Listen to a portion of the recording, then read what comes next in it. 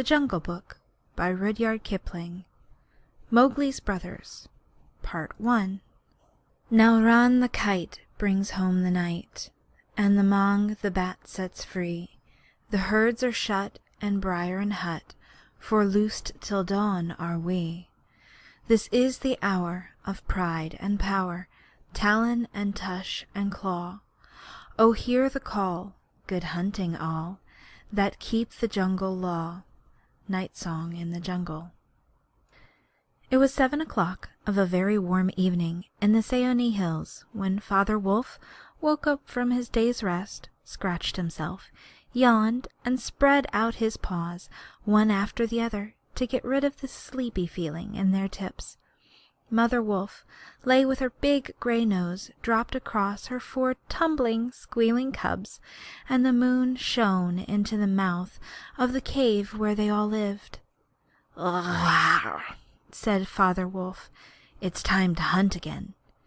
He was going to spring down the hill when a little shadow with a bushy tail crossed the threshold and whined. "Good luck go with you, O Chief of the Wolves, and good luck and strong white teeth go with the noble children, that they may never forget the hungry in this world." It was the jackal, Tabaqui, the dish-licker, and the wolves of India despise Tabaqui because he runs about making mischief and telling tales, and eating rags and pieces of leather from the village rubbish heaps. But they are also afraid of him too, because Tabaqui, more than anyone else in the jungle, is apt to go mad, and then he forgets that he was ever afraid of anyone, and runs through the forest, biting everything in his way. Even the tiger runs and hides when little Tabaqui goes mad, for madness is the most disgraceful thing that can overtake a wild creature. We call it hydrophobia, but they call it diwanee, the madness, and run. "Enter then, and look," said Father Wolf stiffly, "but there is no food here."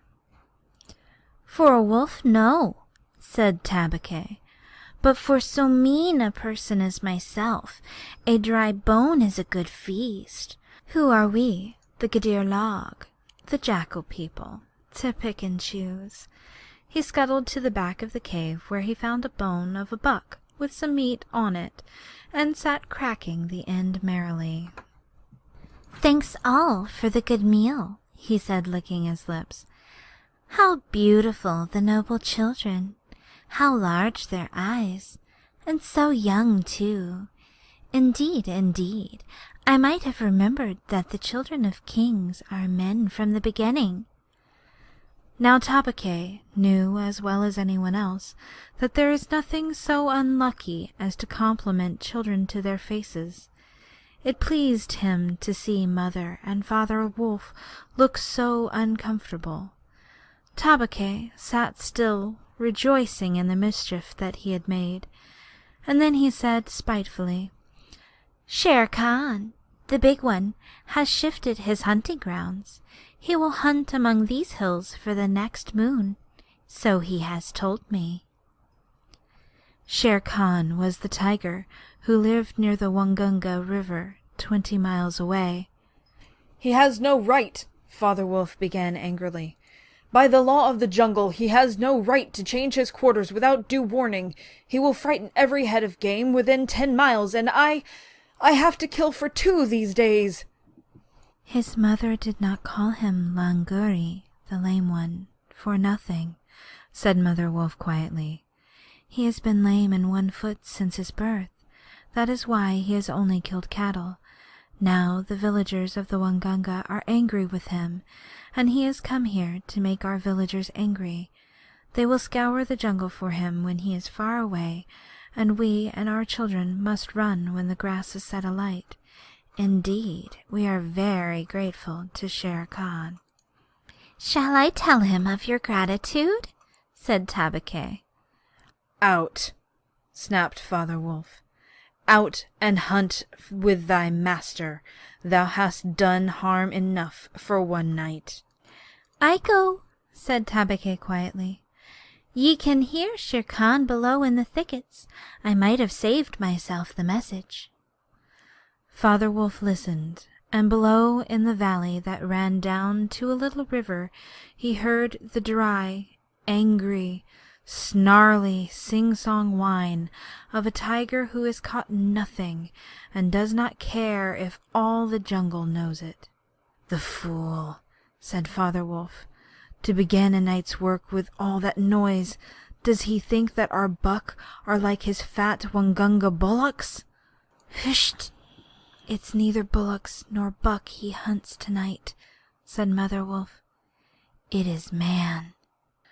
The whine had changed to a sort of humming purr that seemed to come from every quarter of the compass. It was that noise that bewilders woodcutters and gypsies sleeping in the open and makes them run sometimes into the very mouth of the tiger. "Man," said Father Wolf, showing all his white teeth. "Faugh! Are there not enough beetles and frogs in the tanks that he must eat man? And on our ground, too?" The law of the jungle, which never orders anything without reason, forbids every beast to eat man except when he is killing to show his children how to kill, and then he must hunt outside the hunting grounds of his pack or tribe. The real reason for this is that man-killing means, sooner or later, the arrival of white men on elephants with guns and hundreds of brown men with gongs and rockets and torches. Then everybody in the jungle suffers. The reason the beasts give among themselves is that man is the weakest and the most defenseless of all living things, and it is unsportsmanlike to touch him. They say too, and it is true, that man-eaters become mangy and lose their teeth. The purr grew louder, and ended in a full-throated roar of the tiger's charge. Then there was a howl, an untigerish howl, from Shere Khan. "He has missed," said Mother Wolf. "What is it?" Father Wolf ran out a few paces and heard Shere Khan muttering and mumbling savagely as he tumbled about in the scrub. "The fool has no more sense than to jump at a woodcutter's campfire and has burned his feet," said Father Wolf with a grunt. "Tabaqui is with him." "Something is coming uphill," said Mother Wolf, twitching one ear. "Get ready." The bushes rustled a little in the thicket, and Father Wolf dropped with his haunches under him, ready for his leap. Then, if you had been watching, you would have seen the most wonderful thing in the world. The wolf checked in mid-spring. He had made his bound before he saw what it was he was jumping at, and then he tried to stop himself. The result was that he shot straight into the air for 4 or 5 feet, landing almost where he left the ground.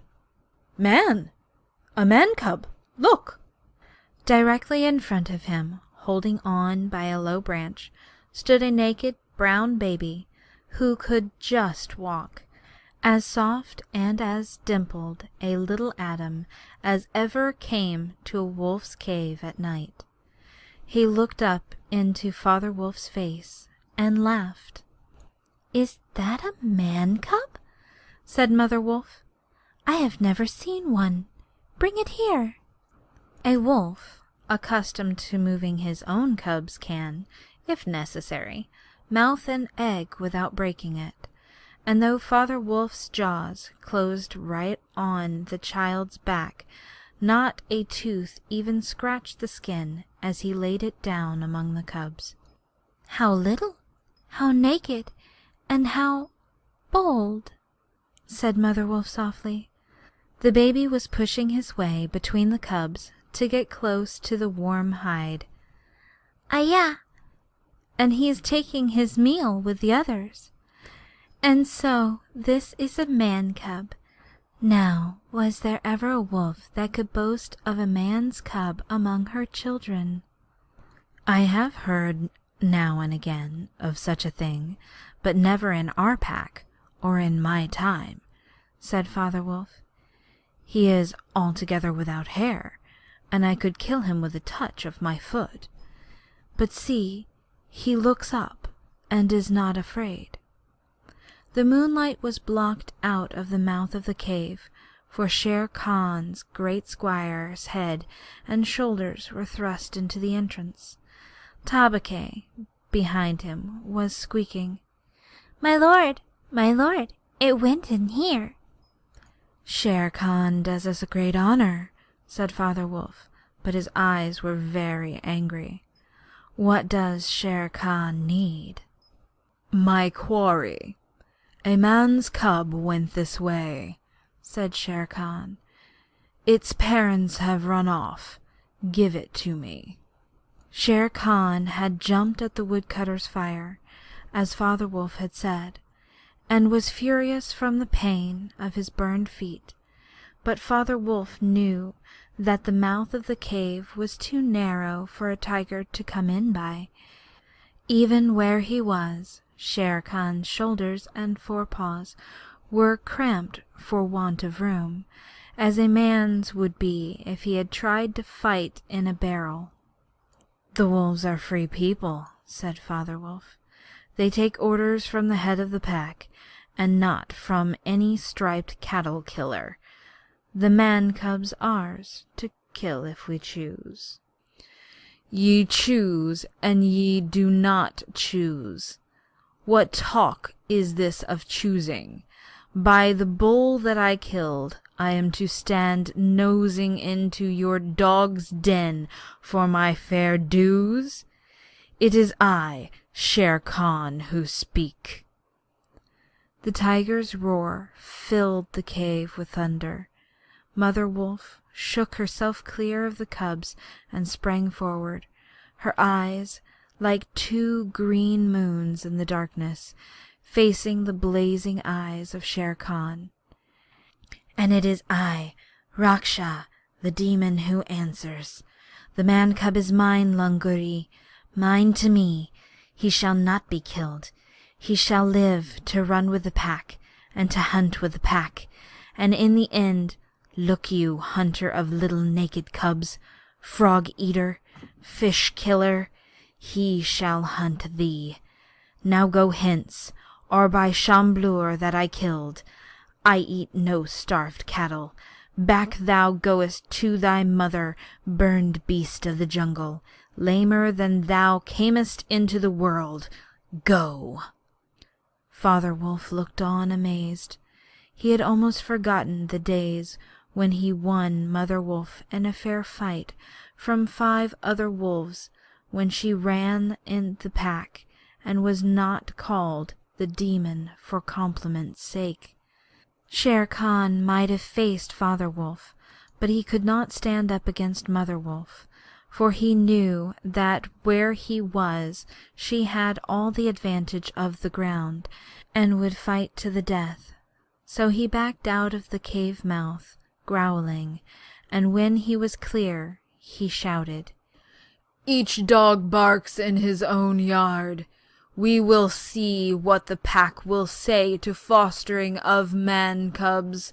The cub is mine, and to my teeth he will come in the end. O bush-tailed thieves!" Mother Wolf threw herself down, panting among the cubs. The Father Wolf said to her gravely, "Shere Khan speaks this much truth. The cub must be shown to the pack. Wilt thou still keep him, mother?" "Keep him?" she gasped. "He came naked, by night, alone and very hungry. Yet he was not afraid.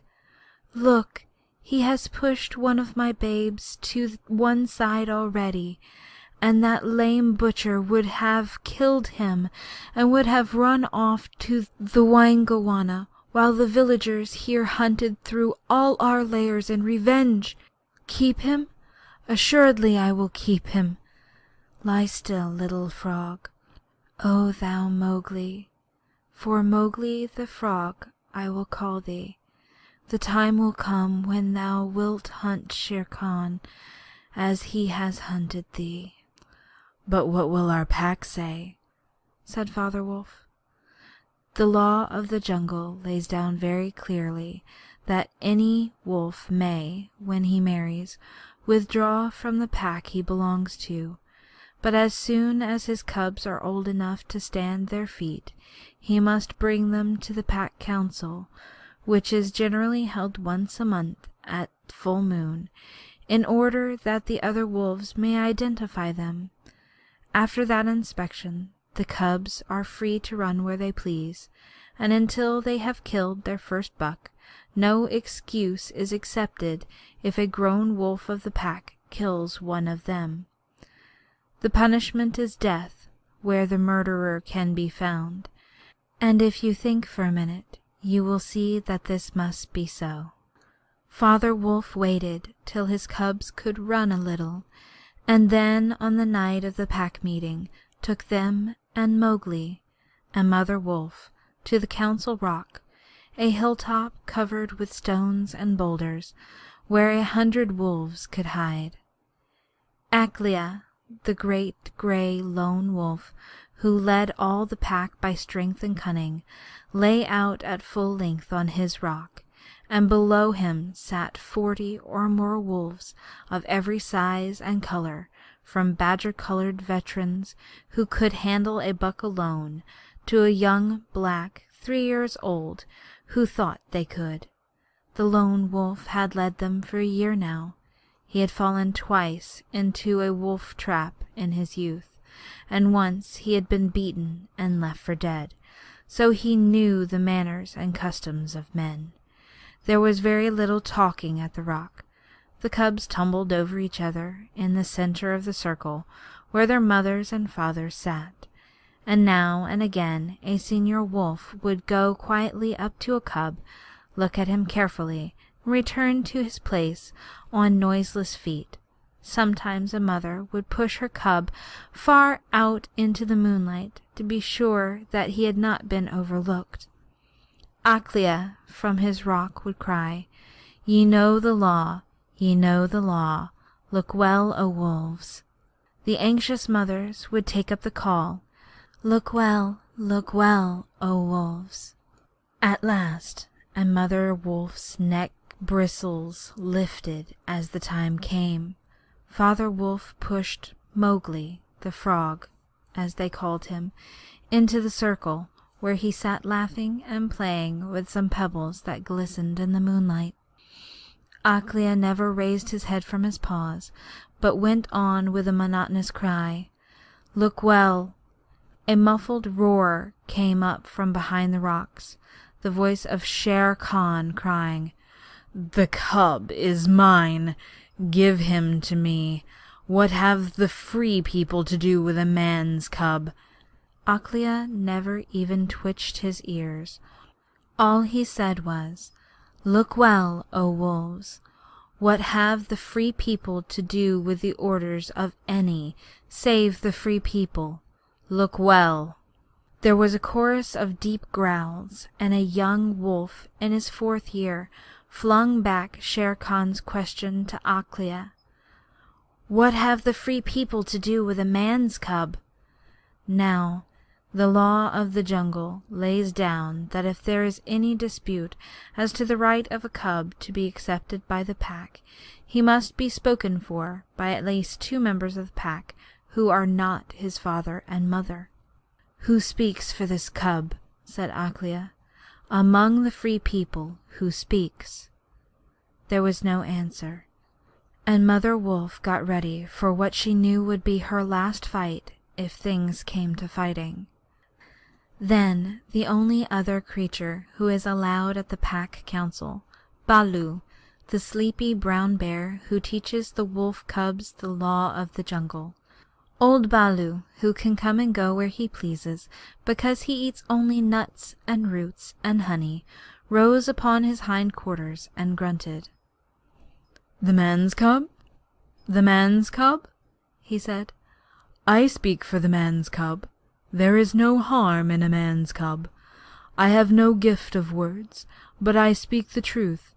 Let him run with the pack, and be entered with the others. I myself will teach him." "We need yet another," said Akela. "Baloo has spoken, and he is our teacher for the young cubs. Who speaks besides Baloo?" A black shadow dropped down into the circle. It was Bagheera, the Black Panther, inky black all over, but with the panther markings showing up in certain lights, like the pattern of watered silk. Everybody knew Bagheera, and nobody cared to cross his path, for he was as cunning as Tabaqui, as bold as the wild buffalo, and as reckless as the wounded elephant. But he had a voice as soft as wild honey dripping from a tree, and skin softer than down. "O Akela, and ye of the Free People," he purred, "I have no right in your assembly, but the law of the jungle says that if there is a doubt, which is not a killing matter, in regard to a new cub, the life of that cub may be bought at a price. And the law does not say who may or may not pay that price. Am I right?" "Good, good," said the young wolves, who were always hungry. "Listen to Bagheera.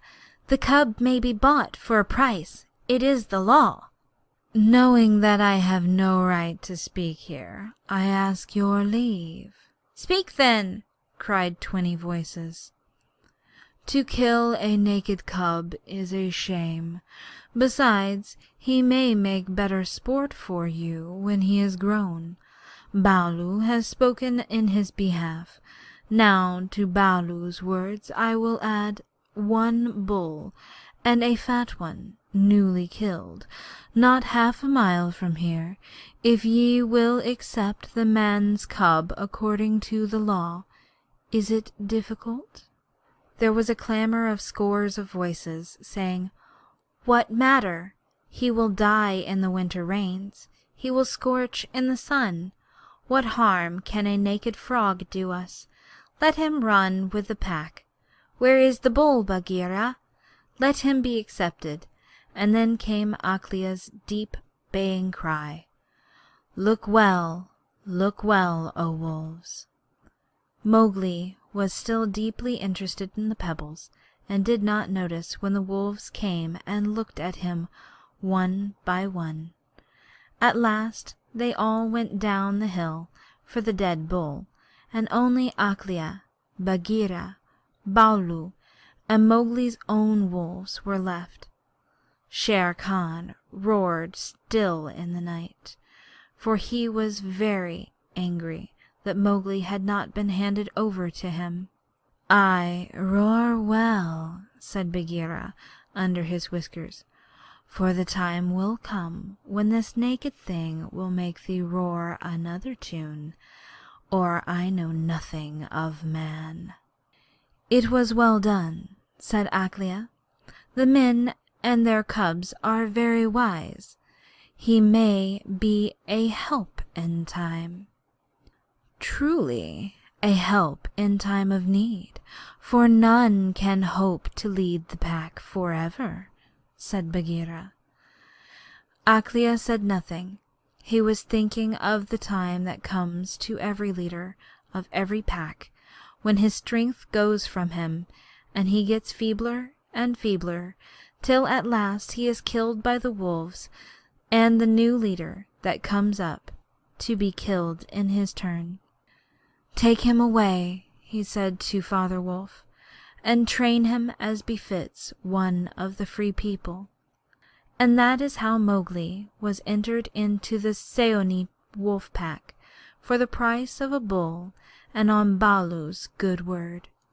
Now you must be content to skip 10 or 11 whole years, and only guess at all the wonderful life that Mowgli led among the wolves, because if it were written out it would fill ever so many books. He grew up with the cubs, though they, of course, were grown wolves almost before he was a child, and Father Wolf taught him his business and the meaning of things in the jungle, till every rustle in the grass, every breath of the warm night air, every note of the owls above his head, every scratch of a bat's claw as it roosted for a while in a tree, and every splash of every little fish jumping in the pool meant just as much to him as the work of his office means to the businessman. And when he was not learning, he sat out in the sun and slept, and ate, and went to sleep again. When he felt dirty or hot, he swam in the forest pools, and when he wanted honey, Baloo told him that honey and nuts were just as pleasant to eat as raw meat. He climbed up for it, and that Bagheera showed him how to do it. Bagheera would lie out on a branch and call, "Come along, little brother." And at first Mowgli would cling like the sloth, but afterward he would fling himself through the branches almost as boldly as the grey ape. He took his place at the Council Rock, too, when the pack met, and there he discovered that if he stared hard at any wolf, the wolf would be forced to drop his eyes. And so he used to stare at them for fun. At other times he would pick the long thorns out of the pads of his friends, for wolves suffer terribly from thorns and burrs in their coats. He would go down the hillside to the cultivated lands by night, and look very curiously at the villagers in their huts. But he had a mistrust of men, because Bagheera showed him a square box with a drop gate so cunningly hidden in the jungle that he nearly walked into it, and told him that it was a trap. He loved better than anything else to go with Bagheera into the dark, warm heart of the forest, to sleep all through the drowsy day, and at night see how Bagheera did his killing. Bagheera killed right and left as he felt hungry, and so did Mowgli, with one exception. As soon as he was old enough to understand things, Bagheera told him that he must never touch cattle, because he had been brought into the pack at the price of a bull's life. "All the jungle is thine," said Bagheera, "and thou canst kill everything that thou art strong enough to kill. But for the sake of the bull that bought thee thou must never kill or eat any cattle, young or old. That is the law of the jungle." Mowgli obeyed faithfully, and he grew and grew strong as a boy must grow who does not know that he's learning any lessons, and who has nothing in the world to think of except things to eat. Mother Wolf told him once or twice that Shere Khan was not a creature to be trusted, and that some day he must kill Shere Khan. But though a young wolf would have remembered that advice every hour, Mowgli forgot it, because he was only a boy, though he would have called himself a wolf if he had been able to speak any human tongue. Shere Khan was always crossing his path in the jungle, for Akela grew older and feebler. The lame tiger had come to be great friends with the younger wolves of the pack, who followed him for scraps, a thing Akela would never have allowed if he had dared to push his authority to the proper bounds. Then Shere Khan would flatter them, and wonder that such fine hunters were content to be led by a dying wolf and a man's cub. "Tell me," Shere Khan would say, "that the council ye dare not look him between the eyes." And the young wolves would growl and bristle. End of Section 1. Read by Shiloh Fusello.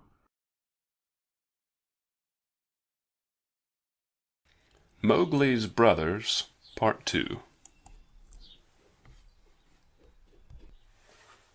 Bagheera who had eyes and ears everywhere, knew something of this, and once or twice he told Mowgli in so many words that Shere Khan would kill him some day. Mowgli would laugh and answer, "I have the pack and I have thee, and Baloo, though he is lazy, might strike a blow or two for my sake. Why should I be afraid?" It was one very warm day that a new notion came to Bagheera, born of something that he had heard. Perhaps Ikki the Porcupine had told him, but he said to Mowgli when they were deep in the jungle, as the boy lay with his head on Bagheera's beautiful black skin, "Little brother, how often have I told thee that Shere Khan is thy enemy?" "As many times as there are nuts on that palm," said Mowgli, who naturally could not count. "What of it? I am sleepy, Bagheera, and Shere Khan is all long tail and loud talk, like Mao the Peacock." "This is no time for sleeping. Baloo knows it, I know it, the pack knows it, even the foolish, foolish deer know. Tabaqui has told thee too." "Oh," said Mowgli. "Tabaqui came to me not long ago with some rude talk that I was a naked man's cub not fit to dig pig nuts. But I caught Tabaqui by the tail and swung him twice against a palm tree to teach him better manners." "That was foolishness, for though Tabaqui is a mischief maker, he would have told thee of something that concerned thee closely. Open those eyes, little brother. Shere Khan dare not kill thee in the jungle.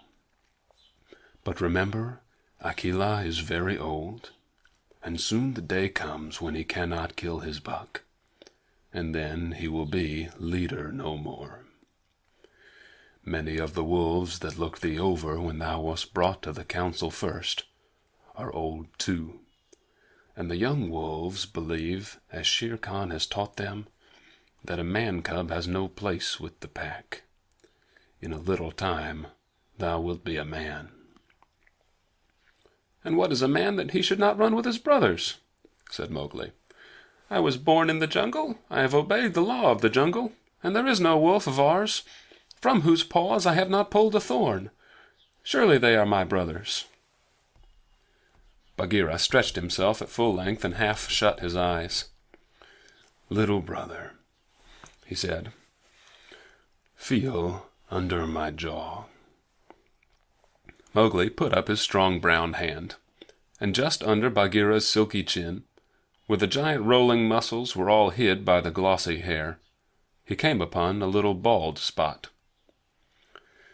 "There is no one in the jungle that knows that I, Bagheera, carry that mark, the mark of the collar. And yet, little brother, I was born among men, and it was among men that my mother died, in the cages of the king's palace at Udaipur. It was because of this that I paid the price for thee at the council when thou wast a little naked cub. Yes, I too was born among men.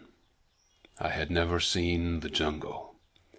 They fed me behind bars from an iron pan, till one night I felt that I was Bagheera, the panther, and no man's plaything, and I broke the silly lock with one blow of my paw and came away.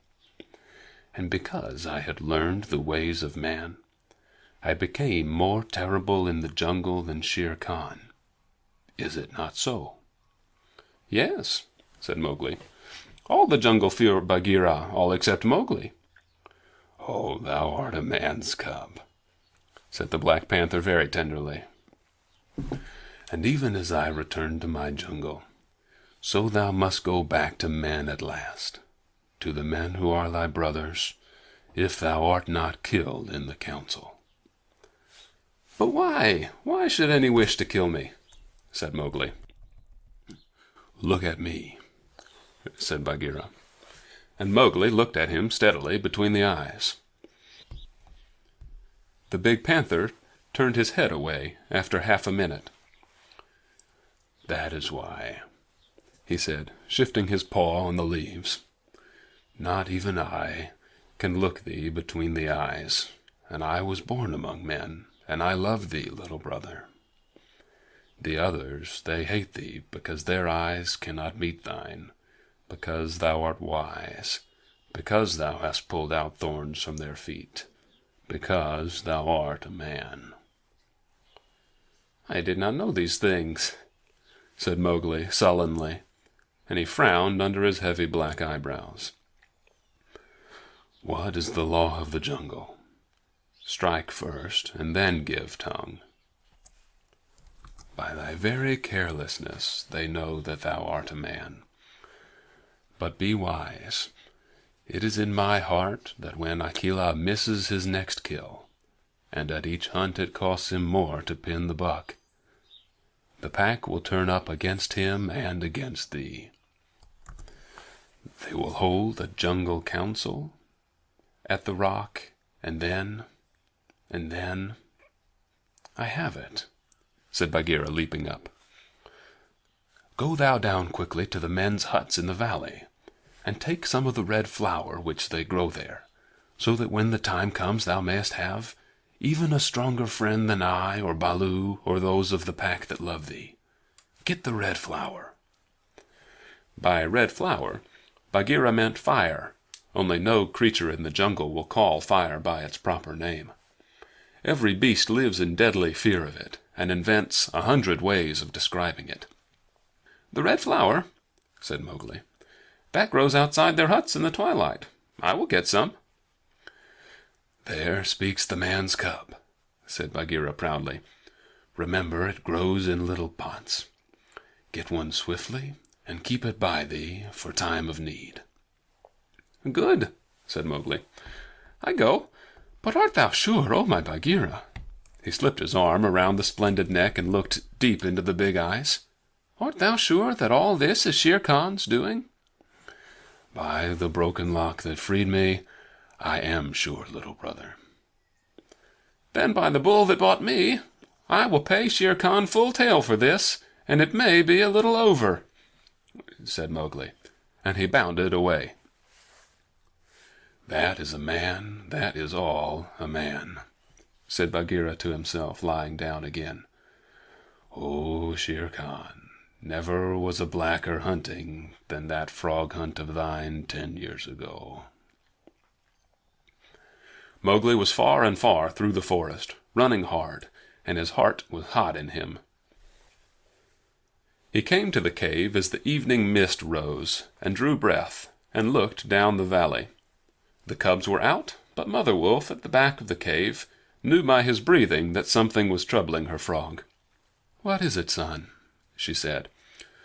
"Some bats chatter of Shere Khan," he called back.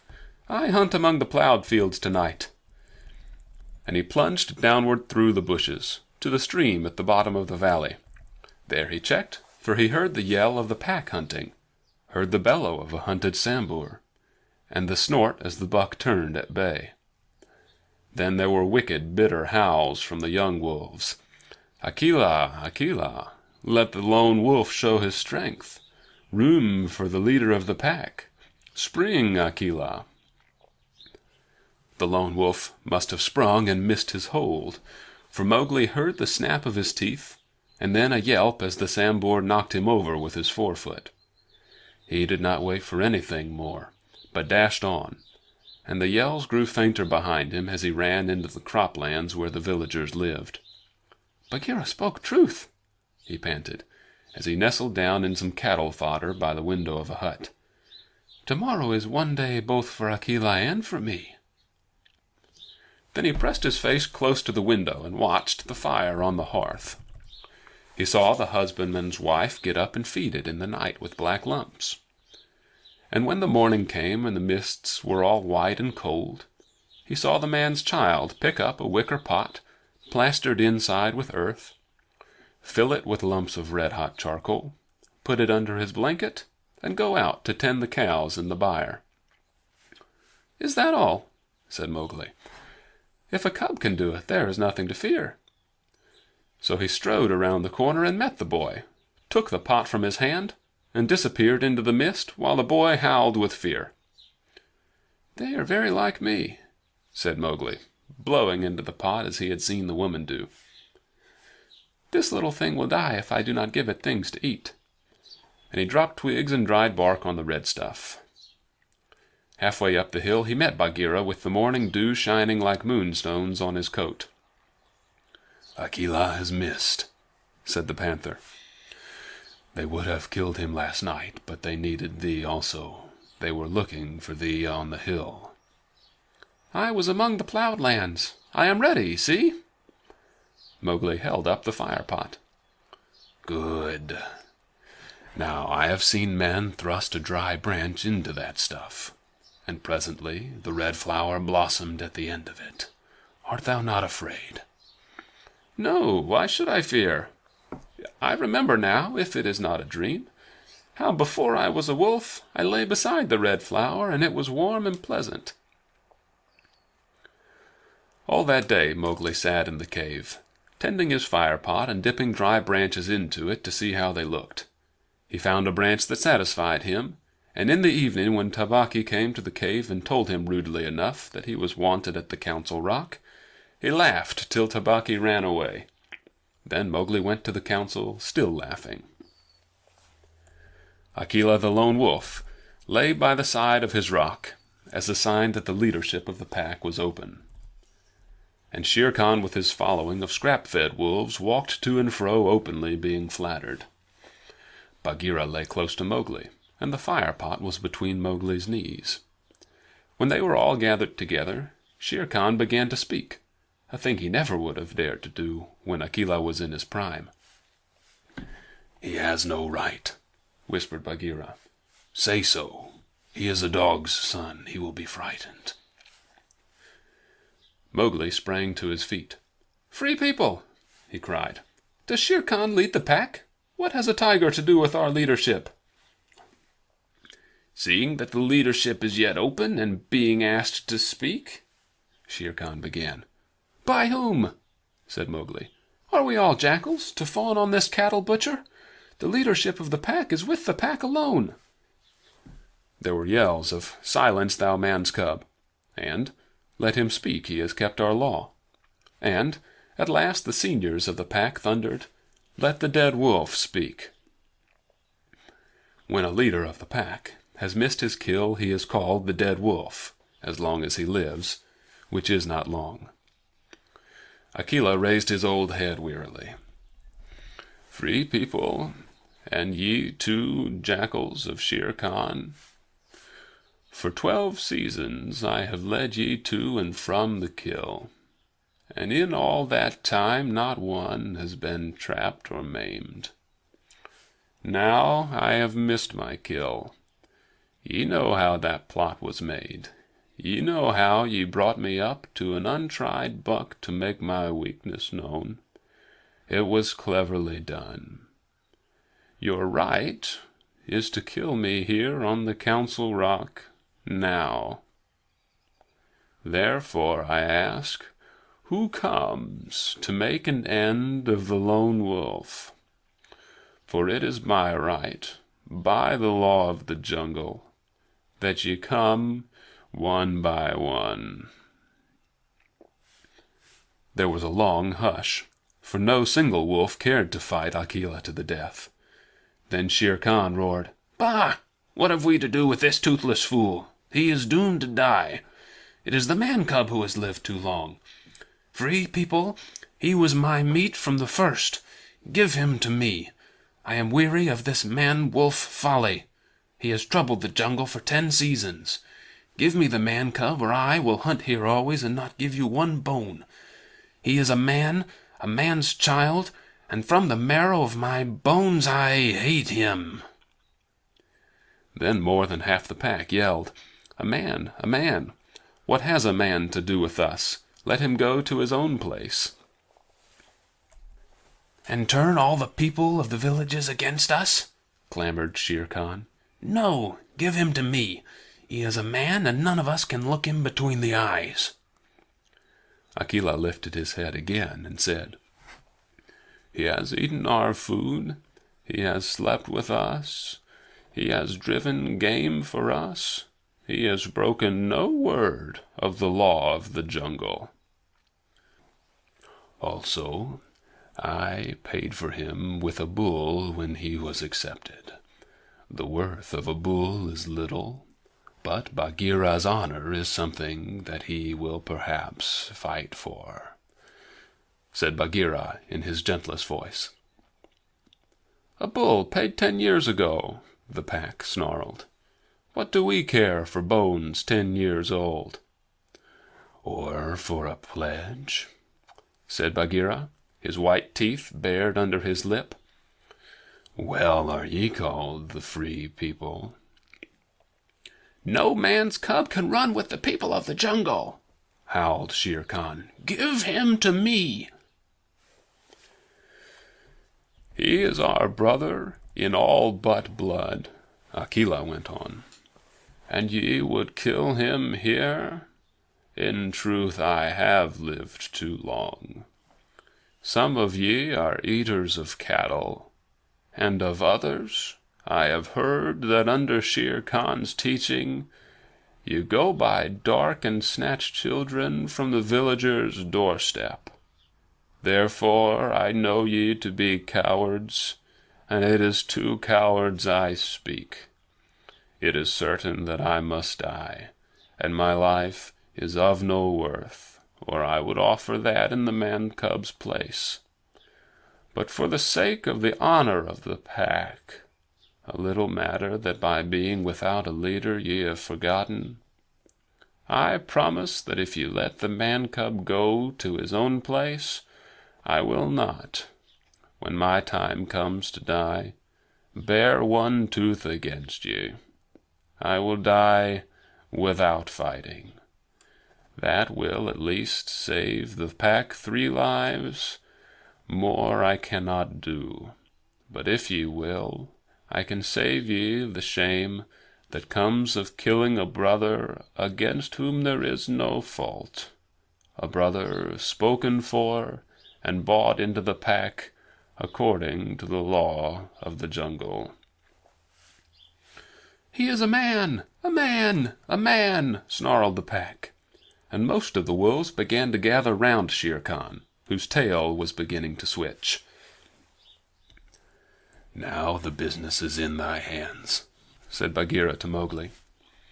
"We can do no more except fight." Mowgli stood upright, the fire pot in his hands. Then he stretched out his arms and yawned in the face of the council. But he was furious with rage and sorrow, for wolf-like the wolves had never told him how they hated him. "Listen, you!" he cried. "There is no need for this dog's jabber. Ye have told me so often tonight that I am a man, and indeed I would have been a wolf with you to my life's end, that I feel your words are true. So I do not call ye my brothers any more, but dogs, as a man should. What ye will do and what ye will not do is not yours to say. That matter is with me, and that we may see the matter more plainly, I, the man, have brought here a little of the red flower which ye dogs fear." He flung the fire-pot on the ground, and some of the red coals lit a tuft of dried moss that flared up, as all the council drew back in terror before the leaping flames. Mowgli thrust his dead branch into the fire, till the twigs lit and crackled, and whirled it above his head among the cowering wolves. "Thou art the master," said Bagheera in an undertone. "Save Akela from the death. He was ever thy friend." Akela, the grim old wolf who had never asked for mercy in his life, gave one piteous look at Mowgli as the boy stood, all naked, his long black hair tossing over his shoulders in the light of the blazing branch that made the shadows jump and quiver. "Good," said Mowgli, staring around slowly. "I see that ye are dogs. I go from you to my own people, if they be my own people. The jungle is shut to me, and I must forget your talk and your companionship. But I will be more merciful than ye are. Because I was all but your brother in blood, I promise that when I am a man among men, I will not betray ye to men as ye have betrayed me. He kicked the fire with his foot, and the sparks flew up. "There shall be no war between any of us in the pack, but here is a debt to pay before I go." He strode forward to where Shere Khan sat blinking stupidly at the flames, and caught him by the tuft on his chin. Bagheera followed in case of accidents. "Up, dog!" Mowgli cried. "Up when a man speaks, or I will set that coat ablaze." Shere Khan's ears lay flat back on his head, and he shut his eyes, for the blazing branch was very near. "This cattle killer said he would kill me in the council because he had not killed me when I was a cub. Thus and thus, then, do we beat dogs when we are men. Stir a whisker, Lungri, and I ram the red flower down thy gullet." He beat Shere Khan over the head with the branch, and the tiger whimpered and whined in an agony of fear. "Pah! Singed jungle cat, go now! But remember, when next I come to Council Rock, as a man should come, it will be with Shere Khan's hide on my head. For the rest, Akela goes free to live as he pleases. You will not kill him, because that is not my will. Nor do I think you will sit here any longer, lolling out your tongues as though you were somebody's instead of dogs whom I drive out. Thus, go!" The fire was burning furiously at the end of the branch, and Mowgli struck right and left round the circle, and the wolves ran howling with the sparks burning their fur. At last there were only Akela, Bagheera, and perhaps 10 wolves that had taken Mowgli's part. Then something began to hurt Mowgli inside him, as he had never been hurt in his life before, and he caught his breath and sobbed, and the tears ran down his face. "What is it? What is it?" he said. "I do not wish to leave the jungle, and I do not know what this is. Am I dying, Bagheera?" "No, little brother. That is only tears such as men use," said Bagheera. "Now I know thou art a man, and a man's cub no longer. The jungle is shut indeed to thee henceforward. Let them fall, Mowgli. They are only tears." So Mowgli sat and cried as though his heart would break, and he had never cried in all his life before. "Now," he said, "I will go to men, but first I must say farewell to my mother." And he went to the cave where she lived with Father Wolf, and he cried on her coat, while the 4 cubs howled miserably. "You will not forget me," said Mowgli. "Never while we can follow a trail," said the cubs. "Come to the foot of the hill when thou art a man, and we will talk to thee, and we will come into the croplands to play with thee by night." "Come soon," said Father Wolf. "O wise little frog, come again soon, for we be old, thy mother and I."